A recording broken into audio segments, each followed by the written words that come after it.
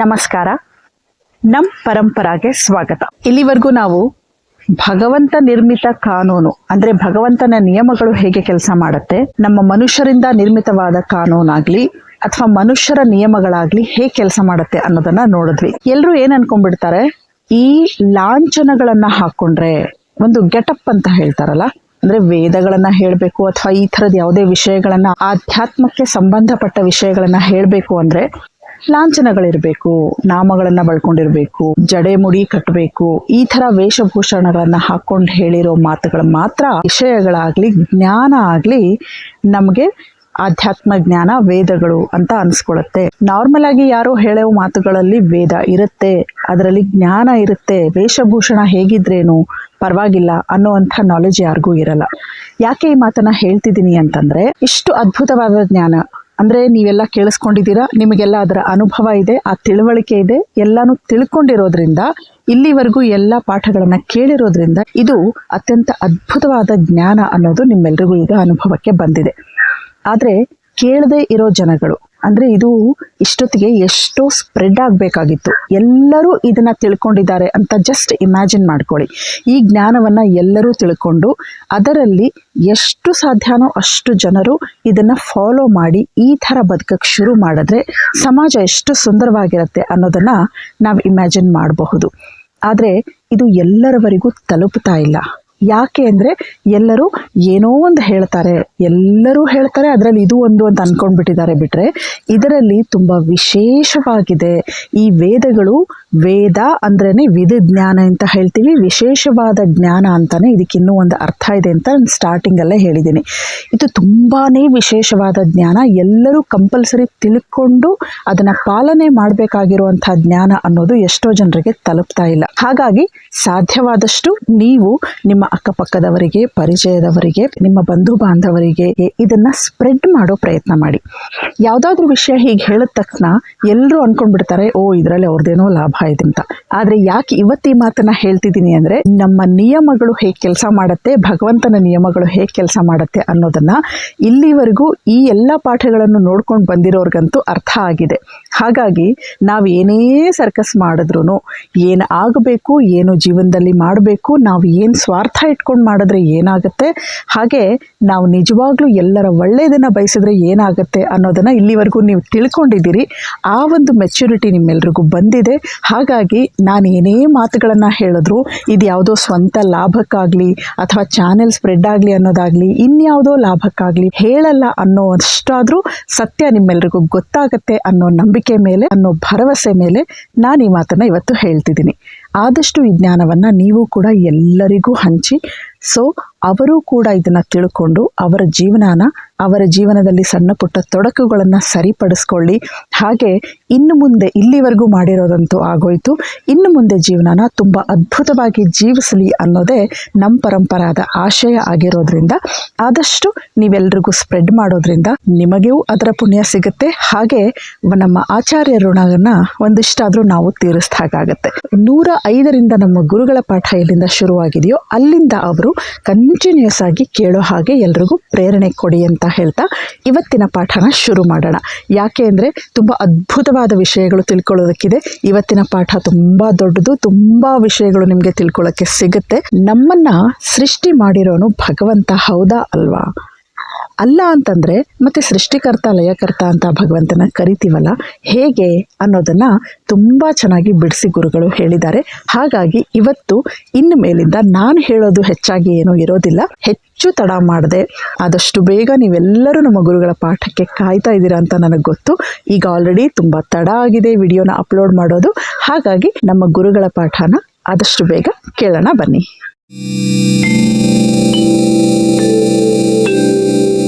ನ ಕಿಲ್ಬಿಷಮತ್ರ ನಾಧಾರೋ ಅಸ್ತಿ ನ ಯನ್ಮಿತ್ರೈಃ ಸಮಮಮಾನ ಏತಿ ಅನೂನಂ ಪಾತ್ರಂ ನಿಹಿತಂ ನ ಏತತ್ ಪಕ್ತಾರಂ ಪಕ್ವಃ ಪುನರಾವಿಶಾತಿ. ಆ ಕೊನೆ 2 ಸಾಲಿನ ವಿವರಣೆಗೆ ಹೋಗುವುದಕ್ಕಿಂತ ಮುಂಚೆ ಕೆಲವಾರು ಸಾಮಾನ್ಯವಾಗಿ ಜನರಲ್ಲಿ ಕೇಳಲ್ಪಡ್ತಕ್ಕಂಥ ಪ್ರಶ್ನೆಗಳಿವೆ. ಆ ಪ್ರಶ್ನೆಗಳಿಗೆ ಒಂದು ರೀತಿ ಉತ್ತರವನ್ನು ನಾವು ಹುಡುಕೊಂಡು ಮುಂದಕ್ಕೆ ಹೋದರೆ ಅನುಕೂಲ ಆಗುತ್ತೆ ಅಂತ ಕಾಣುತ್ತೆ. ಯಾಕೆಂತಂದರೆ ಆ ಪ್ರಶ್ನೆಗಳಿಗೆ ನಮ್ಗೆ ಉತ್ತರ ಸಿಕ್ಕಲಿಲ್ಲ ಅಂತಂದರೆ ಈ 2 ಸಾಲಿಗೆ ಎಷ್ಟೇ ನಾವು ಉತ್ತರ ಹೇಳಿರೋ ಮತ್ತೆ ಮತ್ತೆ ಅದೇ ಪ್ರಶ್ನೆ ತಿರ್ಗಾ ಬರ್ತಾ ಇರುತ್ತೆ. ಅದು ಮೊದಲಿಗೆ ಆ 2 ಪ್ರಶ್ನೆಗಳ ಕ್ಲಿಯರ್ ಮಾಡ್ಕೊಂಡು ಮುಂದಕ್ಕೆ ಬಂದ್ಬಿಟ್ಟಿದ್ದನ್ನ ಅರ್ಥ ಮಾಡಿಕೊಂಡ್ರೆ ಮತ್ತೆ ಹಿಂದಕ್ಕೆ ಹೋಗಿ ಸಿಗಾಕೊಳ್ಳೋಂಥ ಪ್ರಶ್ನೆ ಮುಂದಕ್ಕೆ ನಾವು ಉತ್ತರಗಳನ್ನ ಹುಡುಕ್ತಾ ಹೋಗಬಹುದು. ಅದು ಯಾವ್ದು 2 ಪ್ರಶ್ನೆ ಅಂತ ಸಾಮಾನ್ಯವಾಗಿ ಎಲ್ಲರೂ ಕೇಳ್ತಕ್ಕಂಥದ್ದು. ಆದರೆ ಈ ದೇವ್ರಿಗೇನು ಮಾಡೋಕ್ಕೆ ಕೆಲಸ ಇರಲಿಲ್ವಾ? ಯಾಕೆ ಈ ಜೀವಿಗಳನ್ನು ಸೃಷ್ಟಿ ಮಾಡ್ದ? ಯಾಕೆ ಈ ಜಗತ್ತನ್ನ ಸೃಷ್ಟಿ ಮಾಡ್ದ? ತೆಪ್ಪಿದ್ರೆ ಆಗ್ತಿರ್ಲಿಲ್ಲ, ನಮ್ಗೆ ಯಾಕೆ ಈ ಒದ್ದಾಟ ತಂದಿಟ್ನಪ್ಪ ಈ ಹಾಳಾದ ದೇವರು? ಒಂದು ಕಾಮನ್ ಕ್ವಶನ್. 2ನೇ ಕ್ವಶನ್ ಏನು ಅಂತಂದರೆ, ಇದಾದರೂ ಒಂದು ಸ್ವಲ್ಪ ಒಪ್ಕೊಂಡ್ಬಿಟ್ರು ಕೂಡ ಮುಂದಿನ ಕ್ವಶನ್ ಏನು ಅಂತಂದರೆ, ಅಲ್ರಿ ಜಗತ್ತಿನಲ್ಲಿ ಎಷ್ಟು ಅನ್ಯಾಯ ನಡೀತಾ ಇದೆ, ಎಷ್ಟು ಅನಾಹುತ ನಡೀತಾ ಇದೆ, ಎಷ್ಟು ಹಿಂಸೆ, ಎಷ್ಟು ಗೊಂದಲ, ಎಷ್ಟೆಲ್ಲ ಜನರು ವಿಲಿ ವಿಲಿ ವಿಲಿ ವಿಲಿ ಒದ್ದಾಡ್ತಾ ಇದ್ದಾರೆ. ನೀವೇನೋ ಭಗವಂತನ ಕರುಣಾಮಯ ದಯಾಸಾಗರ ಹೀಗೆಲ್ಲ ಹೇಳ್ತಾರೆ. ಎಲ್ಲರೂ ಇದ್ದಾನೆ ಅವನು ದೇವರು. ಇದು ಸ್ವಲ್ಪ ಮೈಲ್ಡ್ ಆಯಿತು. ಇನ್ನೊಂದು ಸ್ವಲ್ಪ ಜೋರಾಗಿ ಮಾತಾಡಿದ್ರೆ ಏನು ಮಾಡ್ತಾ ಇದ್ದಾನೆ ಅವನು? ಎಲ್ಲ ಕಿತ್ತಾಡ್ಕೊಂಡು ಒದ್ದಾಡ್ಕೊಂಡು ಇದು ಮಾಡ್ತಾ ಇದ್ದರೆ ಕರುಣಾಮಯ ನೋಡ್ಕೊಂಡು ಸುಮ್ಮನೆ ಇದ್ದಾನ? ಅವನೆಂಥ ಕರುಣಾಮಯ ಅವನು? ಈ 2 ಪ್ರಶ್ನೆಯನ್ನು ಯಾರಾದರೂ ಕೇಳಿದಾಗ ನಮಗೆ ತಕ್ಷಣಕ್ಕೇನತ್ತೆ ಹೌದಲ್ವಾ ಅಂತ ಅನಿಸ್ಬಿಡುತ್ತೆ. ನಮ್ಮ ಬುದ್ಧಿಯೂ ಕೂಡ ಚಂಚಲ ಆಗಿಬಿಡುತ್ತೆ. ಹೌದಲ್ವಾ? ಇನ್ನೆಲ್ಲ ಯಾಕೆ ಸೃಷ್ಟಿ ಮಾಡೋಕ್ಕೆ ಹೋದ? ಜೀವಾತ್ಮರನ್ನಾಗಲಿ ಅಥವಾ ಈ ಜಗತ್ತನ್ನಾಗಲಿ ಇನ್ನೆಲ್ಲ ಸೃಷ್ಟಿ ಮಾಡೋಕ್ಕೆ ಹೋಗಿದ್ದೆ ಆತಕ್ಕೆ, ನಮಗೆ ತೊಂದರೆ ತಾಪತ್ರೆ ತಂದಿಟ್ಟಿದ್ದೆ ಆತಕ್ಕೆ. ಒಂದು ತೊಂದರೆ ತಾಪತ್ರೆ ಬಂದಾಗ ಕರುಣಾಮಯ ಬಂದೊಂದು ಪರಿಹಾರ ಮಾಡೋದು ಬಿಟ್ಟು ಸುಮ್ಮನೆ ಇದ್ಬಿಟ್ರೆ ನಮ್ಮನ್ನು ನೋಡೋರು ಯಾರು? ಮುಖ್ಯವಾದ ಪ್ರಶ್ನೆ. ಇದ್ರ ಮೇಲೆ ಇನ್ನೂ ಉಪ ಪ್ರಶ್ನೆಗಳು ಬೇಕಾದಷ್ಟು ಬರುತ್ತೆ. ಈ ಸಮಸ್ಯೆ ನನಗೆ ಯಾಕೆ ಬರಬೇಕು? ಅಲ್ರಿ ಅವ್ರು ಎಷ್ಟು ಪ್ರಾಮಾಣಿಕರು, ಎಷ್ಟು ಸಿರಿವಂತರು. ಈ ಪ್ರಾಮಾಣಿಕರಾಗಿರ್ತಕ್ಕಂಥವರು ಕೊನೆಯವರೆಗೂ ಬಾಡಿಗೆ ಮನೇಲೇ ಇದ್ದಾರೆ. ಅವರು ಸಿರಿವಂತರು, ಮಾಡಬಾರ್ದು ಅನ್ಯಾಯ ಮಾಡಿದ್ದಾರೆ, ಒಳ್ಳೆ ಸೌಲಭ್ಯ ಇದೆ ಅವರಿಗೆ. ಏನಿದು? ನಮ್ಮ ಲೆಕ್ಕ ಗೊತ್ತಿರೋದನ್ನು ಯಾರು ನ್ಯಾಯವಾಗಿರ್ತಾರೆ ಅವ್ರು ಚೆನ್ನಾಗಿರ್ತಾರೆ, ಯಾರು ದುರ್ಮಾರ್ಗದಲ್ಲಿರ್ತಾರೆ ಅವ್ರಿಗೆ ಕಷ್ಟ ಆಗುತ್ತೆ ಅಂತ ನಾವು ಸಾಮಾನ್ಯವಾಗಿ ಊಹೆ ಮಾಡಿಬಿಡ್ತೀವಿ. ಆದ್ರೆ ಹಾಗಿಲ್ವಲ್ಲ, ಉಲ್ಟಾ ಇದೆಯಲ್ಲ. ಇನ್ನು ಹಾಗೆ ಅರ್ಥ ಮಾಡ್ಕೊಳ್ಳೋದು. ಆದ್ದರಿಂದ ನೀವು ಜೀವನದಲ್ಲಿ ಚೆನ್ನಾಗಿರ್ಬೇಕಾದ್ರೆ ನ್ಯಾಯ ಅನ್ಯಾಯ ನೋಡಬೇಡಿ, ಏನು ಬೇಕಾದರೂ ಮಾಡಿ, ಹೆಂಗಾರು ಲುಟಿ ಹೊಡೀರಿ, ಚೆನ್ನಾಗಿರ್ತೀರಾ. ಈ ಥರದ ಸಿದ್ಧಾಂತಕ್ಕೆ ಬಂದು ಅದನ್ನು ಅನುಸರಿಸ್ತಕ್ಕಂಥವ್ರು ಬೇಕಾಷ್ಟು ಜನ ಇದ್ದಾರೆ. ಅಲ್ಲಪ್ಪ ನ್ಯಾಯ ಧರ್ಮ ಅಂತಂದರೆ ಏನ್ರಿ ನ್ಯಾಯ ಧರ್ಮ? ನ್ಯಾಯ ಧರ್ಮಗಿರೋ ಹಣೆ ಬರೋ ನಾವು ನೋಡಿಲ್ವೇನ್ರಿ? ಅದನ್ನ ಕಟ್ಕೊಂಡು ನಾವೇನು ಮಾಡೋಣ? ನಮಗೆ ಬೇಡಪ್ಪ. ಏನು ಉತ್ತರ ಹೇಳೋದು ಇವರಿಗೆ? ಅವ್ರು ಎದುರಿಗಿರ್ತಕ್ಕಂಥ ಉದಾಹರಣೆಯನ್ನು ತೋರಿಸ್ತಾ ಇದ್ದಾರಲ್ಲ. ಸತ್ಯ ಸತ್ಯ ಸತ್ಯ ಅಂತಂದಪ್ಪ ಸತ್ಯ ಹರಿಶ್ಚಂದ್ರ. ಕೊನೆಗೇನಾಯಿತು? ಸ್ಮಶಾನ ಕಾಯೋ ಪರಿಸ್ಥಿತಿ ಬಂತು. ನಾನು ಸತ್ಯ, ನಾನು ಸ್ಮಶಾನ ಕಾಯಿಲ್ಲ. ಬೇಡಪ್ಪ, ನಿಮ್ಮ ಸತ್ಯ ನೀವೇ ಇಟ್ಕೊಳ್ಳಿ, ನೀವು ಬೇಕಾದ್ರೆ ಸ್ಮಶಾನ ಕಾಯ್ಕೊಳ್ಳಿ, ನಾವು ಅದಕ್ಕೆ ಸಿದ್ಧವಾಗಿಲ್ಲ. ಸುಮ್ಮನೆ ಕೆಲವು ಉದಾಹರಣೆನ ಹೇಳ್ತಕ್ಕಂಥದ್ದು. ಈ ಥರದ್ದು ಅನೇಕ ರೀತಿಯ ಪ್ರಶ್ನೆಗಳು ನಮ್ಮ ನಿತ್ಯ ಜೀವನದಲ್ಲಿ ಅನೇಕ ಕಡೆಯಿಂದ ಬರುತ್ತೆ. ಎಷ್ಟೋ ಸಲ ಈ ಪ್ರಶ್ನೆ ನಮ್ಮದೇ ಆಗಿರುತ್ತೆ. ಯಾವುದೋ ಒಂದು ಸಂದರ್ಭದಲ್ಲಿ, ಇವತ್ತಿರಲ್ಲ, ಯಾವುದೋ ಒಂದು ಸಂದರ್ಭದಲ್ಲಿ ನಾವು ತುಂಬ ಇಕ್ಕಟ್ಟಲ್ಲಿ ಸಿಗಾಕೊಂಡ್ಬಿಟ್ಟಿರ್ತೀವಲ್ಲ, ಆ ಸಂದರ್ಭದಲ್ಲಿ ಅಯ್ಯೋ ದೇವರೇ ನನಗೆ ಯಾಕಪ್ಪ ಈ ಕಷ್ಟ ಕೊಟ್ಟೆ ಅಂತ ಅಂದ್ಕೊಂಡ್ಬಿಡ್ತೀವಿ ನಾವೇನೆ. ಹಾಗಾಗಿ ಈ ಪ್ರಶ್ನೆಗಳಿಗೆ ಹಿಂದೆ ಇರತಕ್ಕಂತಹ ಸಿದ್ಧಾಂತಗಳೇನಿದೆ, ವಿಚಾರಗಳೇನಿದೆ, ಇದನ್ನು ನಾವು ಅರ್ಥ ಮಾಡಿಕೊಂಡಾಗ ಈ ಪ್ರಶ್ನೆಗಳಿಗೆ ಉತ್ತರ ತನಗೆ ತಾನೇ ಬಿಡಿಸ್ಕೊಳ್ಳುತ್ತೆ. ಅದು ಬಿಡಿಸ್ಕೊಳ್ಳುವ ಜೊತೆಯಲ್ಲಿ ಈ ಕೊನೆ 2 ಸಾಲಿನ ಅರ್ಥನೂ ಬಿಡಿಸ್ಕೊಳ್ಳುತ್ತೆ. ಅದಕ್ಕೆ ಆ ಪ್ರಶ್ನೆಯಿಂದ ಶುರು ಮಾಡಿದ್ದೆ ನಾನು. ಒಂದು ಸ್ಪಷ್ಟವಾಗಿರಲಿ, ಆ ವಿಶ್ವಚೇತನ ಶಕ್ತಿಯು ಅಣುಚೇತನ ಶಕ್ತಿಯನ್ನು ನಿರ್ಮಿಸಲಿಲ್ಲ. ಆ ವಿಶ್ವಚೇತನ ಶಕ್ತಿಯು ಈ ಪಾಂಚಭೌತಿಕವಾಗಿರ್ತಕ್ಕಂಥ ಮೂಲ ಪ್ರಕೃತಿಯನ್ನು ಸೃಷ್ಟಿ ಮಾಡಲಿಲ್ಲ. ಫಸ್ಟ್ ನಾವು ತಿಳ್ಕೋಬೇಕು. ಯಾಕೆಂತಂದರೆ ವಿಶ್ವಚೇತನ, ಅಣುಚೇತನ ಮತ್ತು ಜಡ ಪ್ರಕೃತಿ ಏನಿದೆ, ಈ ಮೂರೂ ಕೂಡ ಅನಾದಿ ಅನಂತ. ಇದು ಮೊದಲನೇ ದಿವಸ ನಾವು ನೋಡಿದ್ದೇವೆ. ಹಾಗಾಗಿ ಪರಮಾತ್ಮನು ಅಥವಾ ವಿಶ್ವಚೇತನ ಶಕ್ತಿಯು ಇವುಗಳನ್ನು ನಿರ್ಮಾಣ ಮಾಡಲಿಲ್ಲ. ಈ ಅಣುಚೇತನಗಳು ಅನಾದಿ ಕಾಲದಿಂದಲೂ ಇದೆ, ಅನಂತ ಕಾಲದವರೆಗೂ ಇರುತ್ತೆ.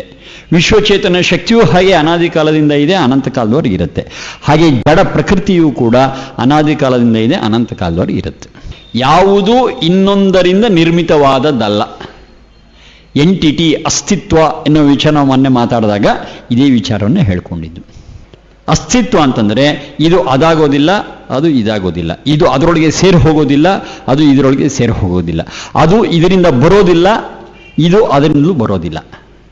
ಮೂರು ಪ್ರತ್ಯೇಕವಾಗಿ ತಮ್ಮದೇ ಆದಂಥ ಅಸ್ತಿತ್ವವನ್ನು ಹೊಂದಿವೆ, ಪ್ರತ್ಯೇಕವಾಗಿ ಅವುಗಳದೇ ಆದಂಥ ಲಕ್ಷಣಗಳನ್ನು ಹೊಂದಿವೆ.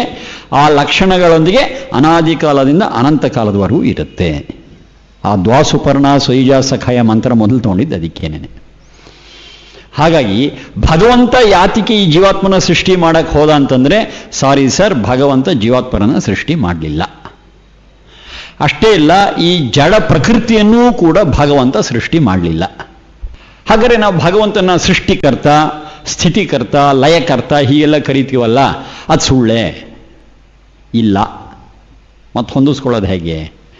ಭಗವಂತನು ಅಥವಾ ವಿಶ್ವಚೇತನ ಶಕ್ತಿಯು ಜಡ ಪ್ರಕೃತಿಯಿಂದ ಅದನ್ನು ಮೂಲ ವಸ್ತುವನ್ನಾಗಿ ಬಳಸಿಕೊಂಡು, ಕಚ್ಚಾ ವಸ್ತುವಾಗಿ ಬಳಸಿಕೊಂಡು, ರಾ ಮೆಟೀರಿಯಲ್ ಆಗಿ ಬಳಸಿಕೊಂಡು ಈ ಬ್ರಹ್ಮಾಂಡದ ಸೃಷ್ಟಿಯನ್ನು ಮಾಡಿದೆ. ಬ್ರಹ್ಮಾಂಡದ ರಚನೆಯನ್ನ, ಬ್ರಹ್ಮಾಂಡದ ಸೃಷ್ಟಿಯನ್ನು ಮಾಡಿರ್ತಕ್ಕಂಥದ್ದು ಆ ವಿಶ್ವಚೇತನ ಶಕ್ತಿಯೇ ಹೌದು.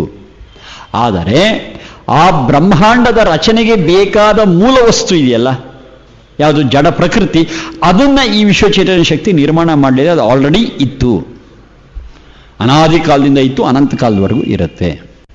ಮೂಲ ಪ್ರಕೃತಿಯನ್ನ, ಮೂಲ ಜಡ ವಸ್ತುವನ್ನ ವಿಶ್ವಚೇತನ ಶಕ್ತಿಯು ಸೃಷ್ಟಿ ಮಾಡಲಿಲ್ಲ, ರಚಿಸಲಿಲ್ಲ, ನಿರ್ಮಾಣ ಮಾಡಲಿಲ್ಲ. ಆದರೆ ಅದನ್ನು ಮೂಲ ವಸ್ತುವನ್ನಾಗಿಟ್ಟುಕೊಂಡು ಜಗತ್ತಿನ ರಚನೆಯನ್ನು ಮಾಡಿದ್ದು ಹೌದು. ಅಣುಚೇತರನ್ನ ಈ ವಿಶ್ವಚೇತನ ಶಕ್ತಿ ನಿರ್ಮಾಣ ಮಾಡಲಿಲ್ಲ. ಅಣುಚೇತನ ಶಕ್ತಿಗಳು ಇದ್ದೇ ಇದ್ವು. ಯಾವುದು ಈ ಸೃಷ್ಟಿ ಸ್ಥಿತಿ ಲಯ ಅಂತ ನಾವೇನು ಕರಿತೀವಿ, ಇದಕ್ಕೆ ಮುಂಚಿನಿಂದಲೂ ಅನಾದಿ ಕಾಲದಿಂದ ಅಣುಚೇತನಗಳಿದ್ವು, ಅನಂತ ಕಾಲದವರೆಗೂ ಅಣುಚೇತನೂ ಇರುತ್ತೆ. ಹಾಗಾಗಿ ಅಣುಚೇತನಗಳನ್ನೂ ನಿರ್ಮಾಣ ಮಾಡಲಿಲ್ಲ, ಜಡ ಪ್ರಕೃತಿಯನ್ನೂ ನಿರ್ಮಾಣ ಮಾಡಲಿಲ್ಲ. ಆದರೆ ಜಡ ಪ್ರಕೃತಿಯನ್ನು ಬಳಸಿಕೊಂಡು ಈ ಬ್ರಹ್ಮಾಂಡದ ರಚನೆಯನ್ನ ವಿಶ್ವಚೇತನ ಶಕ್ತಿ ಮಾಡಿದೆ. ಯೂನಿವರ್ಸ್ ನಮಗೆ ಕಾಣ್ತಕ್ಕಂತಹ ಈ ಗ್ರಹೋಪಗ್ರಹಗಳು, ನಕ್ಷತ್ರ ಲೋಕಗಳಿಂದ ಹಿಡಿದು ಗ್ಯಾಲಕ್ಸೀಸ್ವರೆಗೂ ಎಲ್ಲಿವರೆಗೂ ನಾವು ಊಹೆ ಮಾಡಬಹುದು, ಅಲ್ಲಿವರೆಗೂ ಏನು ವಿಶ್ವ ಬ್ರಹ್ಮಾಂಡವನ್ನು ನಾವು ನೋಡ್ತೀವೋ ಅದೆಲ್ಲವೂ ಅದನ್ನೇ ಹೇಳ್ತಾ ಇರೋದು. ಮೂಲ ಪ್ರಕೃತಿ ಇತ್ತಲ್ಲ, ಜಡ ವಸ್ತುಗಳು, ಆ ಜಡ ವಸ್ತುಗಳನ್ನು ಬಳಸಿಕೊಂಡು ಬ್ರಹ್ಮಾಂಡದ ರಚನೆಯನ್ನು ಮಾಡಿದೆ. ಮೂಲ ವಸ್ತು ಇದೆಯಲ್ಲ, ಮೂಲ ವಸ್ತು ಬಂದು ಇದು ನಿರ್ಮಾಣ ಮಾಡಲಿಲ್ಲ, ಅನಾದಿ ಅನಂತ ಕಾಲದಿಂದ ಇದೆ. ಈ ಸಣ್ಣ ಉದಾಹರಣೆ ಹೇಳ್ತೀನಿ ನಾನು. ಗೋಧಿ ಹಿಟ್ಟನ್ನು ಇದು ತಯಾರು ಮಾಡಲಿಲ್ಲ. ಗೋಧಿ ಹಿಟ್ಟಿತ್ತು ಆಲ್ರೆಡಿ. ಗೋಧಿ ಹಿಟ್ಟಿನ ಬಳಸ್ಕೊಂಡು ಚಪಾತಿ ಮಾಡಿತು ಅಷ್ಟೇನೆ. ಚಪಾತಿಯ ನಿರ್ಮಾಣ ಮಾಡಿದ್ದು ಹೌದು. ಅರೆ, ಚಪಾತಿಯ ನಿರ್ಮಾಣ ಮಾಡೋದಕ್ಕೆ ಬೇಕಾಗಿತ್ತಲ್ಲ ಗೋಧಿ ಹಿಟ್ಟು, ಅದು ಇದು ಮಾಡಲಿಲ್ಲ. ಅನ್ಲಿಮಿಟೆಡ್ ನಮ್ಮ ಕಣ್ಣಿಗೆ ಕಾಣಿಸ್ತಕ್ಕಂತಹ, ಇಂದ್ರಿಯ ಗೋಚರವಾಗ್ತಕ್ಕಂತಹ ಯಾವ ಯಾವ ಪಂಚಭೂತಗಳಿಂದ ಆಗಿರ್ತಕ್ಕಂತಹ ವಸ್ತುಗಳಿವೆಯೋ ಅವೆಲ್ಲವೂ ಕೂಡ ಜಡ, ಅವೆಲ್ಲವೂ ಕೂಡ ಬ್ರಹ್ಮಾಂಡ. ಎಲ್ಲವೂ ನಮಗೆ ಎಷ್ಟೋ ಗೊತ್ತಿದೆ. ನಮಗೆ ಸೂರ್ಯ ಅಂತ ಗೊತ್ತಿದೆ, ಚಂದ್ರ ಅಂತ ಗೊತ್ತಿದೆ, ಸೂರ್ಯನ ಸುತ್ತಕ್ಕಂಥ ಒಂದಷ್ಟು ಗ್ರಹಗಳು ಗೊತ್ತಿದೆ. ತುಂಬ ಕಷ್ಟಪಟ್ಟರೆ ಅಲ್ಲಿಂದ ಏನೋ ನೆಪ್ಚ್ಯೂನು, ಪ್ಲೂಟೋ, ಆ ಪ್ಲೂಟೋ ಬೇಡ ಅಂತ ಲೆಕ್ಕ ಹಾಕ್ಕೊಂಡಿದ್ದಾರೆ. ಅಲ್ಲಿಂದ ಆಚೆಗೆ ಯಾವುದೋ ಒಂದು 10ನೇ ಗ್ರಹ ಒಂದು ಬೇರೆ ಸಿಕ್ಕಿದೆ ಅಂತಾರೆ. ಅಲ್ಲಿಂದ ಮುಂದಕ್ಕೆ ಹೋದರೆ ಈ ಸೂರ್ಯಮಂಡಲವು ಯಾವುದೋ ಒಂದು ಕ್ಷೀರ ಪಥದಲ್ಲಿ ಸಿಗುತ್ತೆ ಅಂತ ಹೇಳ್ತಾರೆ, ಮಿಲ್ಕಿ ವೇ ಅಂತ ಕರೀತಾರೆ. ಹೀಗೆ ನಾವು ವಿಸ್ತಾರವಾಗಿ ನೋಡ್ತಾ ಹೋಯಿತು ಅಂತಂದರೆ ಎಷ್ಟು ನಕ್ಷತ್ರಗಳಿದೆ ಅನ್ನೋದು ಕೂಡ ನಮಗೆ ಗೊತ್ತಿಲ್ಲ. ಆ ನಕ್ಷತ್ರಗಳು ನಮಗೆ ಎಷ್ಟು ದೂರದಲ್ಲಿವೆ ಅಂತಂದರೆ, ಬಹುಶಃ ಅತ್ಯಂತ ಸಮೀಪದ ನಕ್ಷತ್ರ ಅಂತ ನಾವು ಹೇಳಿದ್ರೆ ಯಾವುದು ಸೂರ್ಯನನ್ನು ಬಿಟ್ಟು, ಅದು ಕೇವಲ ಒಂದು 3 ರಿಂದ 4 ಜ್ಯೋತಿರ್ವರ್ಷಗಳು ದೂರ ಇದೆ ಅಂತ. ಜ್ಯೋತಿರ್ವರ್ಷ ಅನ್ನೋದು ವಿಜ್ಞಾನ ಗೊತ್ತಿರಬೇಕು, ಲೈಟ್ ಇಯರ್ ಅಂತ ಕರಿತೀವಿ. ಅಂದರೆ time taken by light or distance travelled by light during 1 year, ಅದನ್ನು ಲೈಟ್ ಇಯರ್ ಅಂತ ಕರಿತೀವಿ. ಆ ಬೆಳಕಿನ ವೇಗ ಗೊತ್ತಿರಬೇಕು ನಮಗೆ. ಬೆಳಕಿನ ವೇಗ ಸರಿಸುಮಾರು 3 ಲಕ್ಷ ಕಿಲೋಮೀಟರ್. ಎಷ್ಟೊತ್ತು ಗೊತ್ತಾ? 1 second. Approximate speed of light is 3 lakh kilometers in 1 second. 1 ಅನ್ನೋದಕ್ಕೆ 3 ಲಕ್ಷ ಕಿಲೋಮೀಟರ್ ಹೊರಬಿಡುತ್ತೆ. ಇದು ಬೆಳಕಿನ ವೇಗ.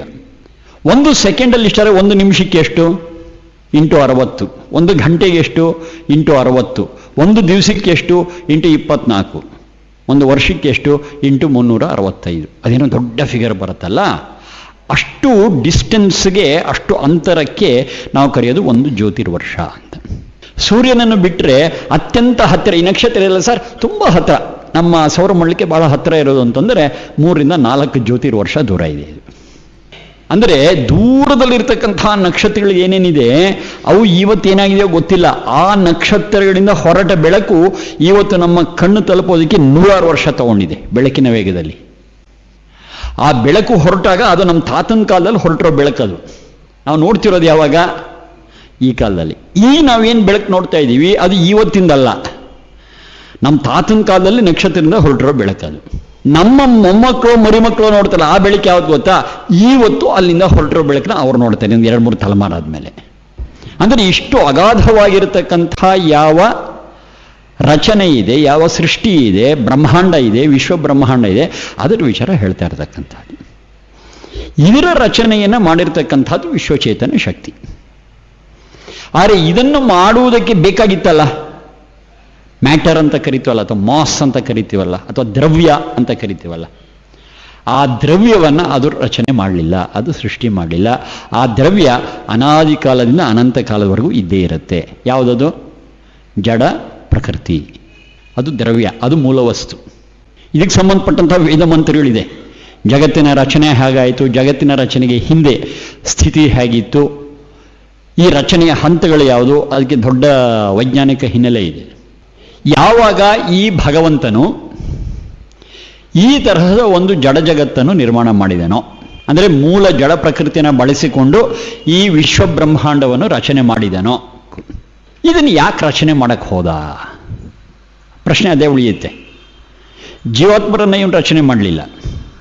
ಈ ವಿಶ್ವಚೇತನ ಶಕ್ತಿ ಜೀವಾತ್ಮರನ್ನ ರಚನೆ ಮಾಡಲಿಲ್ಲ, ಹಾಗೇನೇ ಜಡ ಪ್ರಕೃತಿಯನ್ನು ರಚನೆ ಮಾಡಲಿಲ್ಲ. ಆದರೆ ವಿಶ್ವ ಬ್ರಹ್ಮಾಂಡವನ್ನು ರಚನೆ ಮಾಡಿದ್ದು ಸತ್ಯ. ಯಾಕೆ ಮಾಡ್ತು? ಈ ಬ್ರಹ್ಮಾಂಡದ ರಚನೆಯಾಗಿರ್ತಕ್ಕಂತಹದ್ದು ಅಣುಚೇತನರ ಸಲುವಾಗಿ. ಅಣುಚೇತನನ್ನ ಪರಮಾತ್ಮ ನಿರ್ಮಾಣ ಮಾಡಲಿಲ್ಲ, ಆದರೆ ಅಣುಚೇತನರ ಸಲುವಾಗಿ. ಯಾವ ಅಣುಚೇತನರು? ಅನಾದಿ ಅನಂತವಾಗಿರುವ ಅಣುಚೇತನರ ಸಲುವಾಗಿ ಅನಾದಿ ಅನಂತವಾಗಿರತಕ್ಕಂತಹ ಜಡ ಪ್ರಕೃತಿಯನ್ನು ಬಳಸಿಕೊಂಡು ಅನಾದಿ ಅನಂತವಾದ ವಿಶ್ವಚೇತನ ಶಕ್ತಿಯು ಈ ವಿಶ್ವ ಬ್ರಹ್ಮಾಂಡವನ್ನು ರಚಿಸಿತು. ವಾಕ್ಯ ನೋಡಿ ಎಷ್ಟು ಕ್ಲೀನಾಗಿದೆ, ಸ್ಪಷ್ಟ ಇದೆ, ಕನ್ಫ್ಯೂಷನ್ ಇಲ್ಲ. ಇನ್ನೊಂದ್ಸಲ ಹೇಳ್ಬಿಡ್ತೀನಿ, ಸರಿಯಾಗಿ ಅರ್ಥ ಮಾಡ್ಕೊಂಬಿಡಿ. ಅನಾದಿ ಅನಂತವಾಗಿರತಕ್ಕಂಥ ಅಣುಚೇತನರ ಸಲುವಾಗಿ ಅನಾದಿ ಅನಂತವಾಗಿರತಕ್ಕಂತಹ ಜಡ ಪ್ರಕೃತಿಯನ್ನು ಬಳಸಿಕೊಂಡು ಅನಾದಿ ಅನಂತವಾಗಿರತಕ್ಕಂಥ ವಿಶ್ವಚೇತನ ಶಕ್ತಿಯು ಈ ವಿಶ್ವ ಬ್ರಹ್ಮಾಂಡವನ್ನು ನಿರ್ಮಿಸಿದೆ. ಅನಾದಿ ಅನಂತ ಯಾವುದು? ವಿಶ್ವಚೇತನ ಶಕ್ತಿ, ಅಣುಚೇತನ ಮತ್ತು ಜಡ ಪ್ರಕೃತಿ. ಈ ಸೃಷ್ಟಿ ರಚನೆ ಆಗಿದೆಯಲ್ಲ, ಇದು ಅನಾದಿ ಅನಂತ ಅಲ್ಲ. ಇಲ್ಲಿ ಸೃಷ್ಟಿ, ಸ್ಥಿತಿ, ಲಯ ಇದೆ. ಈ ವಿಶ್ವ ಬ್ರಹ್ಮಾಂಡ ಅಂತ ನಾವೇನು ಕರಿತೇವೆ, ಈ ವಿಶ್ವ ಬ್ರಹ್ಮಾಂಡಕ್ಕೆ ಆದಿ ಇದೆ, ಮಧ್ಯ ಇದೆ, ಅಂತ್ಯ ಇದೆ. ಆದರೆ ವಿಶ್ವ ಬ್ರಹ್ಮಾಂಡಕ್ಕೆ ಕಾರಣವಾಗಿರುವ ಯಾವ ಜಡ ಪ್ರಕೃತಿ ಇದೆ ಅದು ಅನಾದಿ ಅನಂತ. ಅಂದರೆ ಅದನ್ನು ಒಂದು ವ್ಯವಸ್ಥೆಗೆ ತಂದಾಗ ಅದು ವಿಶ್ವ ಬ್ರಹ್ಮಾಂಡವಾಗುತ್ತೆ. ವ್ಯವಸ್ಥೆಗೆ ಬಂದಿರೋದು ಒಂದು ದಿವಸ ವ್ಯವಸ್ಥೆ ಕುಸಿದಾಗ ಅದು ಲಯವಾಗುತ್ತೆ. ಯಾತಕ್ಕೆ ಮಾಡಿದ್ದು ಈ ವಿಶ್ವಚೇತನ ಅಂತಂದರೆ ಈ ಅಣುಚೇತನರ ಸಲುವಾಗಿ. ಯಾಕೆ? ಅದು ಸ್ವಲ್ಪ ಸೂಕ್ಷ್ಮ ಅರ್ಥ ಮಾಡ್ಕೋಬೇಕು ನಾವು. ಆ ವಿಶ್ವಚೇತನ ಶಕ್ತಿಯ ಲಕ್ಷಣಗಳನ್ನು ನಾವು ನೋಡುವಾಗ ಒಂದನ್ನು ಅರ್ಥ ಮಾಡ್ಕೊಂಡ್ವಿ, ಅದು ಸಚ್ಚಿದಾನಂದ ಸ್ವರೂಪ ಅಂತ. ಯಾವ ವಿಶ್ವಚೇತನ ಶಕ್ತಿ ಇದೆ ಅದು ಸಚ್ಚಿದಾನಂದ ಸ್ವರೂಪವಾದ್ದರಿಂದ ಅದಕ್ಕೆ ಏನೂ ಬೇಕಿಲ್ಲ, ಸ್ವತಃ ಅದು ಆನಂದ ಸ್ವರೂಪ. ಅದೇ ಆನಂದ. ಎಲ್ಲ ಆನಂದದ ಮೂಲ ಇರತಕ್ಕಂಥದ್ದೇ ವಿಶ್ವಚೇತನ ಶಕ್ತಿಯಲ್ಲಿ. ಏನಾದರೂ ಬೇಕು, ಏನಾದರೂ ಮಾಡಬೇಕು ಅನ್ನುವಂಥದ್ದು ಯಾರಿಗೆ ಬರುತ್ತೆ? ಏನೋ ಒಂದು ಕೊರತೆ ಇದ್ದರೆ ನಮಗೆ ಬೇಕಾಗತ್ತೆ. ನಮಗೆ ಇಲ್ಲಪ್ಪ ನಮಗೆಲ್ಲ ಸಿಕ್ಕಿದೆ, ಎಲ್ಲ ನಿರಾಳವಾಗಿದ್ದೀವಿ ಅಂತ ಅಂದ್ಕೊಂಡವನು ಯಾವ ಕ್ರಿಯೆಯಲ್ಲಿ ತೊಡಗ್ತಾನೆ? ನಿರಾಳವಾಗಿರ್ತಾನೆ ಅಷ್ಟೇ. ಇಲ್ಲ, ನನಗಿನ್ನೇನೋ ಕೊರತೆ ಇದೆ, ಇನ್ನೇನೋ ಒಂದು ಸಿಕ್ಕಬೇಕು, ಮನೆ ಸಿಕ್ಕಬೇಕು, ಮಠ ಸಿಕ್ಕಬೇಕು, ಇನ್ನೊಂದು ಸ್ವಲ್ಪ ಹಣ ಸಿಕ್ಕಬೇಕು, ಬ್ಯಾಂಕ್ ಬ್ಯಾಲೆನ್ಸ್ ಇನ್ನೊಂಚೂರು ಜಾಸ್ತಿ ಆಗಬೇಕು, ಮಕ್ಕಳಿಗೋಸ್ಕರ ಏನೋ ಮಾಡಬೇಕು. ಹೀಗೆ ಏನೋ ಒಂದು ಕೊರತೆಯನ್ನು ಯಾವ ವ್ಯಕ್ತಿ ಫೀಲ್ ಮಾಡ್ತಾನೋ ಆ ವ್ಯಕ್ತಿ ಏನಾದರೂ ದುಡಿಯಕ್ಕೆ ಹೋಗ್ತಾನೆ, ಏನಾದರೂ ಕೆಲಸ ಮಾಡಕ್ಕೆ ಹೋಗ್ತಾನೆ. ಆದರೆ ಈ ತರಹದ ಅಗತ್ಯ ವಿಶ್ವಚೇತನ ಶಕ್ತಿ ಇಲ್ಲ. ಯಾಕೆಂದರೆ ವಿಶ್ವಚೇತನ ಶಕ್ತಿಯು ಸ್ವತಃ ಆನಂದ ಸ್ವರೂಪ, ಅದಕ್ಕೆ ಯಾವ ಕೊರತೆಯೂ ಇಲ್ಲ. ಅದು ಇನ್ನೊಂದು ಕಡೆ ಏನು ಕರಿತೀವಿ? ನಿತ್ಯ ತೃಪ್ತ ಅಂತ ಕರಿತೀವಿ. ಆ ವಿಶ್ವಚೇತನ ಶಕ್ತಿ ನಿತ್ಯ ತೃಪ್ತವಾದ್ದರಿಂದ ಅದಕ್ಕೆ ಯಾವ ಕಾರ್ಯವನ್ನು ಮಾಡುವ ಅಗತ್ಯ ಇಲ್ಲ. ಯಾವ ಕಾರ್ಯ ಮಾಡಬೇಕು ಅನ್ನತಕ್ಕಂತಹ ಬೈಂಡಿಂಗ್ ಅದರ ಮೇಲೆ ಇಲ್ಲ. ಬೇಕಾದ್ರೆ ಮಾಡ್ಬೋದು, ಇಲ್ಲೇ ಇದ್ರೆ ಇಲ್ಲ, ಅಷ್ಟೇನೆ. ಯಾಕೆಂದರೆ ಸ್ವತಃ ಅದು ಆನಂದ ಸ್ವರೂಪ. ಏನಾದರೂ ಅದಕ್ಕೆ ಆನಂದವೇ, ಏನಿಲ್ಲಿದ್ರೂ ಆನಂದವೇ. ಇನ್ನು ಜಡದ ವಿಚಾರ ನಾವು ಮಾತಾಡೋಣ ಅಂದರೆ ಅದಕ್ಕೆ ಅರಿವೇ ಇಲ್ಲ. ಇಚ್ಛಾ, ದ್ವೇಷ, ಸುಖ, ದುಃಖ, ಜ್ಞಾನ, ಪ್ರಯತ್ನ ಇತ್ಯಾದಿಗಳು ಜಡದಲ್ಲಿ ಇಲ್ಲದೆ ಇರೋದ್ರಿಂದ ಅದಕ್ಕೆ ಸುಖ, ಸಂತೋಷ ಆಗಲಿ, ಆನಂದ ಆಗಲಿ, ನೆಮ್ಮದಿ ಆಗಲಿ ಅದಕ್ಕೂ ಸಂಬಂಧವೇ ಇಲ್ಲ. ಅದು ಬರೀ ಒಂದು ಜಡ ಮುದ್ದೆ ಅಷ್ಟೇನೆ. ತಳಿಸ್ಕೊಳ್ಳುತ್ತೆ, ಕುಕ್ಕಿದ್ರೆ ಕುಕ್ಕಿಸ್ಕೊಳ್ಳುತ್ತೆ. ಬಿಸಿಲಲ್ಲಿರೋ ಮಾತ್ರಕ್ಕೆ ಕುಯ್ ಕುಯ್ಯನ್ನೆಲ್ಲ, ನೆರಳಲ್ಲಿರೋ ಮಾತ್ರಕ್ಕೆ ಅಪ್ಪ ತಂಪಾಗಿದೆ ಅಂತ ಸಮಾಧಾನವೂ ಪಡಲ್ಲ. ನಾಯಿ ಮರಿಯಾಗಿ ಕೆಲಸ ಮಾಡುತ್ತೆ. ನಾಯಿ ಮರಿ ಜಡ ಅಲ್ಲ. ಆದರೆ ನಮಗೆ ಕಾಣಿಸ್ತಾ ಇರತಕ್ಕಂಥ ನಾಯಿ ಮರಿಯ ಶರೀರ ಇದೆಯಲ್ಲ ಅದು ಜಡ. ಆದರೆ ನಾಯಿ ಮರಿಯ ಜಡ ಶರೀರದೊಳಗೆ ಯಾವ ಒಂದು ಅಣುಚೇತನ ಇದೆ ಅದು ತನಗೆ ಇದು ಹಿತ, ತನಗೆ ಇದು ಹಿತ ಇಲ್ಲ ಅನ್ನೋದನ್ನು ಹೇಳ್ತಾ ಇದೆ. ಬಿಸಿಲು ಕಟ್ಟರು ಒಂಥರ ಇರುತ್ತೆ, ನೆರಳಲ್ಲಿ ಕಟ್ಟರು ಇನ್ನೊಂದು ಥರ ಇರುತ್ತೆ. ಊಟ ಹಾಕಿರೋ ಒಂಥರ ಇರುತ್ತೆ, ಉಪವಾಸ ಹಾಕಿರೋದು ಇನ್ನೊಂದು ಥರ ಇರುತ್ತೆ. ಕಾರಣ ಯಾವುದು? ಅದರ ಜಡ ಶರೀರ ಅಲ್ಲ, ಅದರೊಳಗೆ ಇರತಕ್ಕಂಥ ಅಣುಚೇತನ. ಹಾಗಾಗಿ ಸುಖ ದುಃಖ ಇಚ್ಛಾ ದ್ವೇಷ ಜ್ಞಾನ ಪ್ರಯತ್ನಗಳೇನಾದರೂ ಇರೋದಾದರೆ, ಹಾಗೆ ಕೊರತೆಯೂ ಏನಾದರೂ ಇರುವುದಾದರೆ ಯಾವುದಕ್ಕದು? ಅಣುಚೇತನಕ್ಕೆ ಮಾತ್ರ. ಏನು ಕೊರತೆ? ಇದಕ್ಕೆ ಮಹಾ ದೊಡ್ಡ ಕೊರತೆ ಏನು ಅಂತಂದರೆ ಆನಂದದ ಕೊರತೆ. ಇದರಲ್ಲಿ ಆನಂದ ಇಲ್ಲ. ಆನಂದದ ಕೊರತೆಯನ್ನು ಅನುಭವಿಸ್ತಾ ಇರತಕ್ಕಂಥ ಈ ಅಣುಚೇತನವು ನಿರಂತರವಾಗಿ ತನಗೆ ಆನಂದ ಬೇಕು, ಆನಂದ ಬೇಕು, ಆನಂದ ಬೇಕು ಅಂತ ಹೇಳಿ ಚಡಪಡಿಸ್ತಾ ಇರುತ್ತೆ. ಇದು ಈ ಆನಂದ ಅಂದರೆ ಏನು? ಈ ಆನಂದ ಎಲ್ಲಿ ಸಿಗುತ್ತೆ? ಇದರ ಮೂಲ ಎಲ್ಲಿದೆ? ಅದನ್ನು ನಾನು ಪಡಿಬೇಕಾದ್ರೆ ಏನು ಮಾಡಬೇಕು? ಅದು ಸಿಕ್ಕುವಂತಹ ವಿಧಾನ ಏನು? ಅದಕ್ಕೆ ಏನು ಸಾಧನೆ ಮಾಡಬೇಕು? ಆ ಸಾಧನೆ ಮಾಡೋದಕ್ಕೆ ಏನು ಸಾಧನ ಬೇಕು? ಏನೂ ಗೊತ್ತಿಲ್ಲ. ಆದರೆ ಆನಂದ ಮಾತ್ರ ಬೇಕು. ಇದು ಇದರ ಕೊರತೆ, ಇದರ ಅಗತ್ಯ. ಜಡ ಪ್ರಕೃತಿ ಏನೂ ಮಾಡೋಕ್ಕಾಗಲ್ಲ ಇದಕ್ಕೆ. ಯಾಕೆಂದರೆ ಅದಕ್ಕೆ ಅರಿವೇ ಇಲ್ಲ. ಕೇವಲ ಇದೆ ಅಷ್ಟೇ, ಸತ್ ಸ್ವರೂಪ. ಅರಿವು ಜ್ಞಾನ ಎನ್ನುವಂಥದ್ದು ಅದಕ್ಕಿಲ್ಲ. ಹಾಗಾದರೆ ಈ ಅಣುಚೇತನದ ಚಡಪಡಿಕೆಯನ್ನು ತಹತಹ ಅಂತ ನಾವೇನಂತೀವಿ, ಇದನ್ನು ಅರ್ಥ ಮಾಡ್ಕೊಳ್ಳೋದಕ್ಕೆ ಯಾವ್ದಾರು ಒಂದಿದ್ರೆ ಅದು ಯಾವುದು ಅಂದರೆ ವಿಶ್ವಚೇತನ ಶಕ್ತಿ ಮಾತ್ರ. ಅದನ್ನು ಅರ್ಥ ಮಾಡ್ಕೊಂಡು ಸುಮ್ಮನೆ ಇದ್ಬಿಡ್ಬಹುದಾಗಿತ್ತು, ಆದರೆ ಅದು ಆ ರೀತಿ ಇಲ್ಲ. ಈ ಅಣುಚೇತನವು ಆನಂದವನ್ನು ಅನುಭವಿಸುವುದಕ್ಕೆ ಏನು ಮಾಡಬೇಕು, ಹೇಗೆ ಮಾಡಬೇಕು, ಯಾವುದರ ಮೂಲಕ ಮಾಡಬೇಕು, ಮಾಡೋದಕ್ಕೆ ಬೇಕಂತ ಕಾರ್ಯಕ್ಷೇತ್ರ ಏನು, ಇದು ಎಲ್ಲವನ್ನು ವ್ಯವಸ್ಥೆ ಮಾಡಿಕೊಟ್ಟಿದೆ. ಯಾವುದು? ವಿಶ್ವಚೇತನ ಶಕ್ತಿ. ಹೇಗೆ ಮಾಡಿದೆ? ಯಾರೂ ಕೇಳದೆಯೇ, ಯಾರ ಒತ್ತಡವೂ ಇಲ್ಲದೆ. ಇದು ಬಹಳ ಇಂಪಾರ್ಟೆಂಟ್. ಯಾಕೆಂದರೆ ನಾವು ಎಷ್ಟೋ ಸಹ ಕೆಲಸಗಳು ಮಾಡ್ತೀವಿ. ಹೇಗೆ ಮಾಡ್ತೀವಿ? ಅಯ್ಯೋ ಮಾಡಿದಿರ ಅವರು ಪ್ರಾಣ ತೆಗಿತಾರಲ್ಲ ಅಂತ ಅವ್ರು ಯಾರನ್ನೋ ಬೈಕೊಂಡು ನಾವು ಕೆಲಸ ಮಾಡಿರ್ತೀವಿ.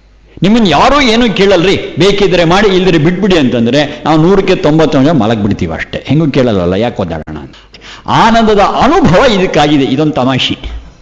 ಆನಂದದ ಅನುಭವ ಆಗಿದೆ. ಆನಂದ ಅಂದ್ರೆ ಏನು ಅನ್ನೋದ್ರ ಬಗ್ಗೆ ನಾನು 2ನೇ ದಿವಸದಲ್ಲಿ ವಿಮರ್ಶೆ ಮಾಡಿದ್ದೆ. ನಾನು ಇಂದ್ರಿಯಗಳ ಇತಿಮಿತಿಯಲ್ಲಿ ಇರತಕ್ಕಂತಹ ಅನುಭವ ಒಂದಾದರೆ, ಆ ಇಂದ್ರಿಯಗಳ ಅನುಭವದ ನೆನಪಿನ ಮೇಲೆ ಆಗ್ತಕ್ಕಂಥದ್ದು ಎರಡನೇದಾದರೆ, ಇಂದ್ರಿಯಗಳ ಮಧ್ಯಸ್ಥಿಕೆಯೇ ಇಲ್ಲದೇ ಇರತಕ್ಕಂತಹ ಒಂದು ಸ್ಥಿತಿ ಇದೆಯಲ್ಲ, ಅದನ್ನು ಹೇಳಿದ್ದೆ ನಾನು. ಅಂದರೆ ತುಂಬ ಖುಷಿ ಇರುತ್ತೆ. ಯಾಕೆಂದ್ರೆ ಹೇಳೋಕೆ ಗೊತ್ತಾಗಲ್ಲ. ನಮ್ಮ ಜೊತೆಲಿರೋರು ಕೂಡ ಗೊತ್ತಾಗ್ತದೆ. ಅದೇ ನಾನು ಹೇಳಿದೆ, ಏನೋ ಇವತ್ತು ಬಹಳ ಖುಷಿಯಾಗಿರಲ್ಲ ಯಜಮಾನರು ಅಂತೀವಿ ನಾವು. ಯಾಕೆ? ಏನೋಪ್ಪ ಖುಷಿಯಾಗಿದೆ ಅಷ್ಟೇ. ಒಂದು ಉಲ್ಲಾಸ, ಒಂದು ಉತ್ಸಾಹ ಏನೋ ಒಂದು ಕಾಣುತ್ತೆ. ಫಾರ್ ನೋ ರೀಸನ್ ನನಗೆ ಹುಡುಕಕ್ಕೆ ಗೊತ್ತಾಗ್ತಾ ಇಲ್ಲ. ಈ ಥರದ ಸ್ಥಿತಿಯನ್ನು ನಾವು ಆನಂದ ಅಂತ ಕರಿತೀವಿ. ಅಂದರೆ ಅಲ್ಲಿ ಇಂದ್ರಿಯಗಳ ಸ್ಥಿತಿ, ಇಂದ್ರಿಯಗಳ ಮೂಲಕ, ನೆನಪಿನ ಮೂಲಕ ಬಂದಿರೋ ಸ್ಥಿತಿ ಅಲ್ಲ ಇದು.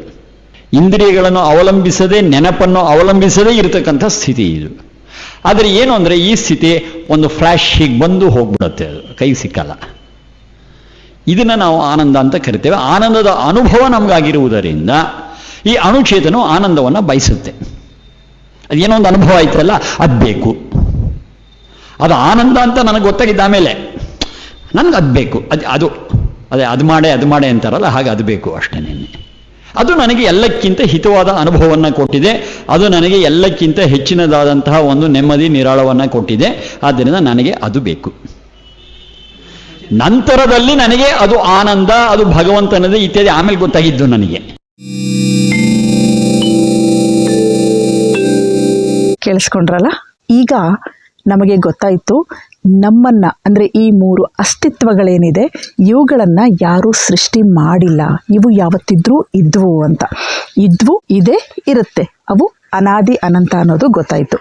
ಹಾಗಾಗಿ ನಮಗೋಸ್ಕರ ಈ ಸೃಷ್ಟಿಯೆಲ್ಲ ಆಗಿದೆ ಹೊರತು ನಮ್ಮನ್ನ ಅಂದರೆ ಜೀವಾತ್ಮರನ್ನ ಸೃಷ್ಟಿ ಮಾಡಿರೋದಾಗ್ಲಿ, ಜಡ ಪ್ರಕೃತಿಯ ಮೂಲ ವಸ್ತುವನ್ನು ಸೃಷ್ಟಿ ಮಾಡಿರೋದಾಗ್ಲಿ, ವಿಶ್ವಚೇತನ ಆಗಲಿ, ಈ 3 ಅಸ್ತಿತ್ವಗಳನ್ನು ಯಾರೂ ಸೃಷ್ಟಿ ಮಾಡಿಲ್ಲ. ಇವು ಯಾವತ್ತಿಗೂ ಇವೆ, ಯಾವತ್ತಿಗೂ ಇರುತ್ತೆ ಅನ್ನೋದನ್ನ ತಿಳ್ಕೊಂಡ್ವಿ.